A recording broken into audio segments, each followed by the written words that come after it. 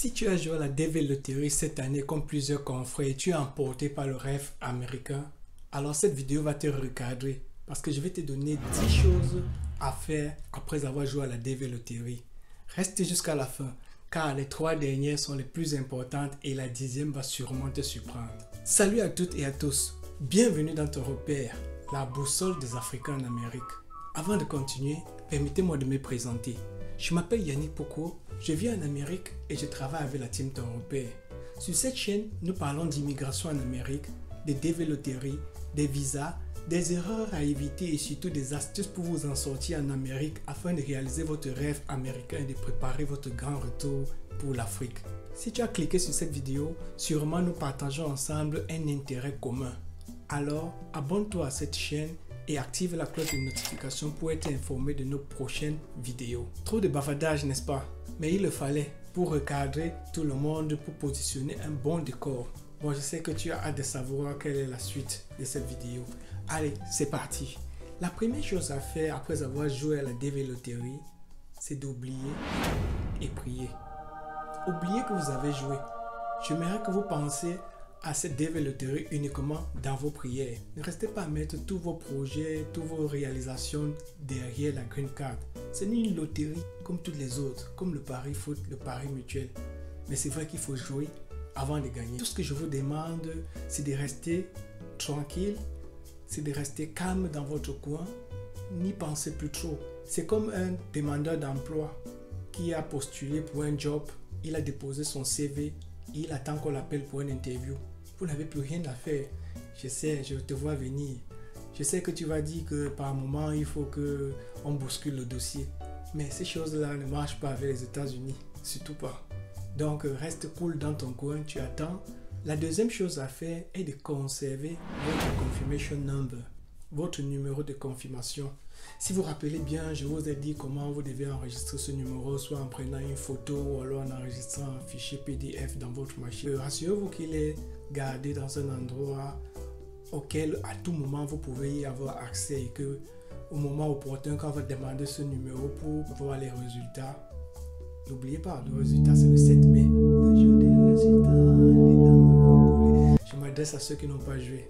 Pas à vous mes amis, de vous à moi on n'a pas de problème, ok? La troisième chose à faire après avoir joué à la DV Lottery, c'est de vous rassurer que vous êtes l'unique détenteur de votre mot de passe, de l'adresse email. Parce que c'est avec cette adresse email que le KCC va vous envoyer les notifications, les appointments, les rendez-vous pour les interviews, les documents nécessaires. Assurez-vous que votre email fonctionne et que vous avez accès à cet email et que vous avez le mot de passe. Si vous soupçonnez que quelqu'un a ce mot de passe, bien vouloir le remplacer, bien vouloir le changer. Je vous en prie bien. La quatrième chose à faire après avoir joué à la DV Lottery, c'est de faire des cours d'anglais. Oui. Si vous avez des moyens, faites des cours d'anglais. Vous ne perdez rien d'ailleurs. Si vous apprenez l'anglais et que vous ne passez pas la DV Lottery, cet anglais pourrait vous aider dans vos études ou bien dans un autre pays ou dans un autre projet. L'anglais, c'est la langue la plus parlée au monde et la plus importante pour tous les business. So, mettez ça dans votre agenda. La cinquième chose à faire, c'est de faire votre permis de conduire dans votre pays d'origine, bien sûr, dans le pays où vous vous trouvez. Anyway. J'ai déjà parlé de cela dans la vidéo qui va apparaître là. Les 5 choses à faire absolument dès que l'intention de venir aux États-Unis apparaît dans vos rêves. Il faut voir cette vidéo. Elle va mieux vous expliquer certaines choses concernant le permis de conduire et également les cours d'anglais. Le permis de conduire aux États-Unis, plus important que la carte nationale d'identité, ce qu'on appelle la CNI. J'ai la CNI, j'ai le permis, mais le permis est au-dessus de la CNI. Pour vous qui êtes dans votre pays d'origine, en Afrique ou n'importe où, faites l'effort de prendre le permis de conduire du pays dans lequel vous vous trouvez. Non seulement il va vous aider à pouvoir connaître le gabarit de la voiture, pouvoir déplacer le véhicule, pouvoir connaître le minimum du code de la route. Certes, ça n'a rien à voir. Ici, là, vous pouvez rouler sur 5, 6, 10 rues d'un seul sens et vous pouvez doubler à gauche et à droite. Ce n'est pas le genre qu'on dit au pays, on dit qu'allez, le clignotant à gauche avant de doubler, non. on peut doubler à gauche et à droite. Vous comprenez, donc il faut avoir un bon tempérament pour pouvoir challenger. Pour ne pas trop tarder sur ce point, faites le permis de conduire, ça peut vous aider. Étant aussi ici, comme je disais tantôt, le permis de conduire peut vous permettre de vous déplacer dans tous les 50 États, juste en présentant ton permis de conduire et en payant le billet d'avion, bien sûr. Je le classe comme parmi les premiers diplômes ou attestations à avoir étant ici aux États-Unis. Faites-le même si vous allez le garder dans la poche, même si vous n'avez pas de voiture, même si vous n'y rêvez jamais d'avoir un véhicule, faites le permis de conduire. Je me rappelle au pays, lorsque je travaillais encore dans une boîte que je ne vais pas parler le nom ici, le boss avait une voiture et puis par moment il voulait envoyer un technicien sur site avec la voiture. Quand il regardait qui est-ce qu'il va envoyer, c'était moi. C'était le premier parce que j'avais le permis sans voiture. Mais ça m'aidait par moment. Donc faites votre permis. La sixième chose à faire après avoir joué à la DV loterie, c'est de renouveler votre passeport. Attention, je ne m'adresse pas à tout le monde. Je m'adresse uniquement à ceux dont le passeport se périme. On dit se périme parce que périmer là c'est comme si c'était la nourriture. Expire. Je préfère dire ça en anglais. J'ai dit aussi en anglais comme si je suis trop fort en anglais. Donc je préfère que ceux qui ont le passeport qui expire en 2021, c'est-à-dire cette année, d'ici novembre, décembre, si vous avez les moyens, donc mettez ça dans vos préoccupations. Même ceux dont le passeport se paye en 2022, c'est vrai que c'est pas urgent, mais pensez-y. Mettez déjà une petite miette d'argent de côté au cas où arriver à l'étape supérieure, vous allez changer votre passeport parce que vous voyez bien quand vous venez ici avec un passeport qui se périme très bientôt, vous allez faire juste un an, votre passeport déjà expire. Maintenant, si vous voulez rentrer au pays, c'est très compliqué parce que votre passeport est expire et vous savez, étant ici, vous ne pouvez pas faire un passeport express from home. Donc, étant ici, vous ne pouvez pas faire un passeport. Ok, je fais le passeport en Afrique. Il faut que vous soyez en Afrique. Donc, pensez à avoir un passeport un peu, la date soit un peu plus proche pour vous permettre de voyager avec et que si vous voulez rentrer au pays, vous pouvez rentrer sans problème et revenir. On se comprend un peu? Ok. Je vous ai parlé d'économiser de l'argent pour faire le passeport. Ça me permet d'enchaîner avec le 7e point. La 7e chose à faire après avoir joué à la DV loterie, c'est d'économiser des l'argent.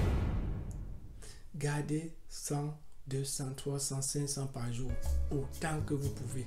Ça va beaucoup vous être utile.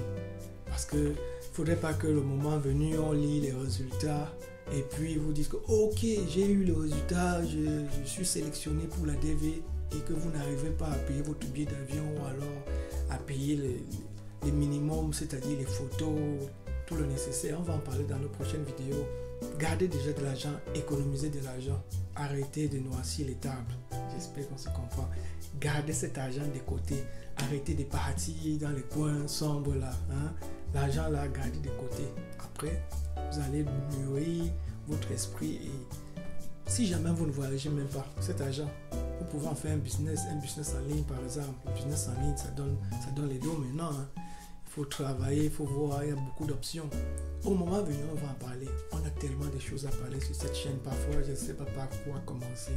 Et je suis en train de patiner là. Il y a tellement d'informations qui veulent sortir. Mais je préfère aller crescendo. Tenez-vous bien, à partir de maintenant, les choses deviennent sérieuses. On a fini avec les 7 premiers points. Le 8e point, créer des relations.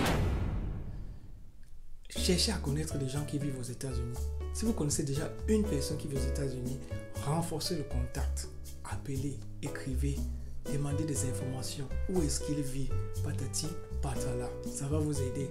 Parce qu'il ne faudrait pas que vous vous trouvez dans une situation où vous appelez « Hey tonton, what's up?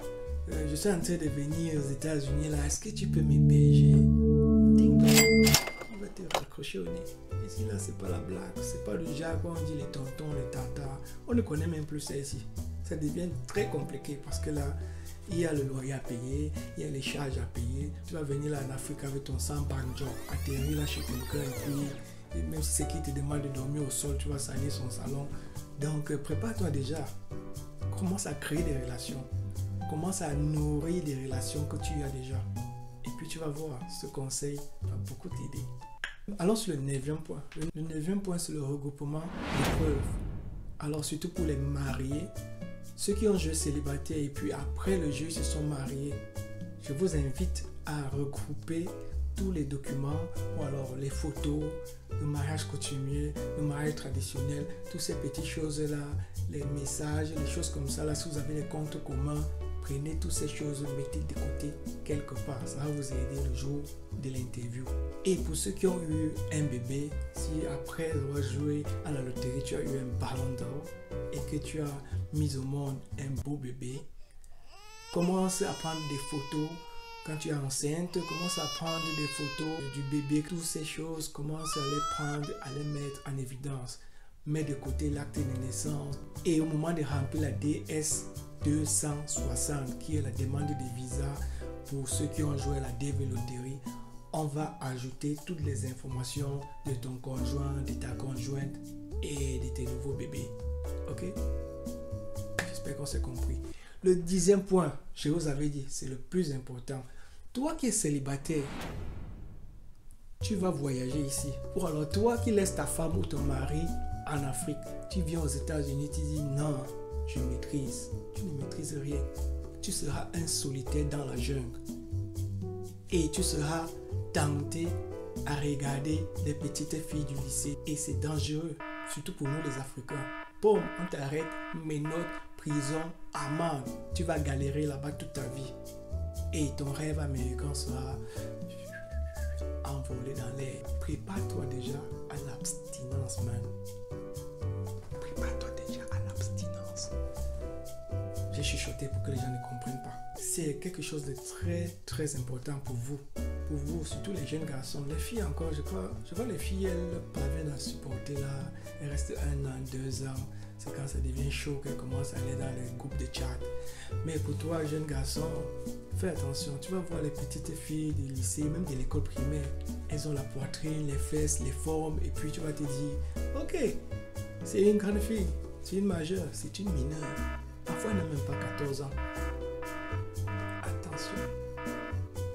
Je crois que ces 10 conseils vont bien vous aider et vous allez être prêt pour la suite du processus.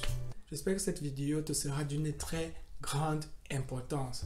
Alors, si tel est le cas, prouve-le-moi. Like, abonne-toi, partage massivement la vidéo qui pourrait aider plusieurs autres confrères. Et ne l'oublie pas, votre repère se trouve dans ton repère, la boussole des Africains en Amérique. Merci.